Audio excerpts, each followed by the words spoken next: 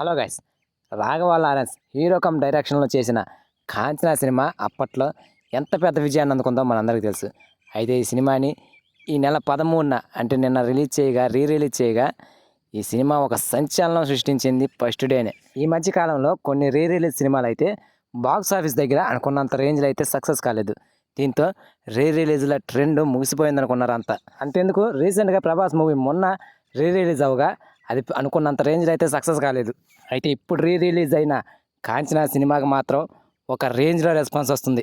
ముఖ్యంగా యూత్ అయితే ఈ సినిమాని విపరీతంగా ఎంజాయ్ చేస్తున్నారు. ఇందులో వచ్చిన ప్రతి హర్రర్ సీన్ కూడా థియేటర్స్లో రీక్రియేట్ చేసి సంచలనం సృష్టిస్తున్నారు. గోలగోల చేస్తున్నారు థియేటర్స్లో అయితే. ముఖ్యంగా షాపింగ్ మాల్లో రెడ్ శారీ కట్టుకునే సీను అండ్ అలాగే ఫుడ్ తినే సీను అండ్ కోవేసర్లా దెయ్యాన్ని కనిపెట్టుకునే సీను ఇలాంటివి ఎన్నో రీక్రియేట్ చేసి విపరీతంగా ఎంజాయ్ చేస్తున్నారు ఆడియన్స్.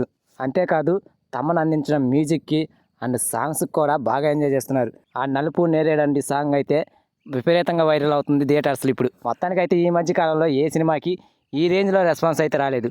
అటు బుక్ మై షోలో కూడా 2000కు పైగా టికెట్లు బుక్ అయినాయి. ఇది నిజంగా అద్భుతమని చెప్పాలి. ప్రజెంట్ సిచ్యువేషన్ ప్రకారం చూస్తుంటే ఫస్ట్ డేనే ఈ సినిమా 5 కోట్లకు పైగా సాధించే అవకాశం ఉంది.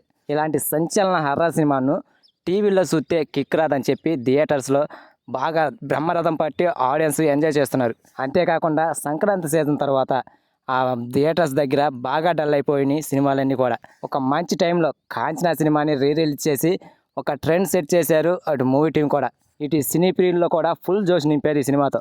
ఇక గ్యాప్ లేకుండా వారం రోజులు కూడా ఈ సినిమా థియేటర్స్లో ఆడే అవకాశం ఉంది.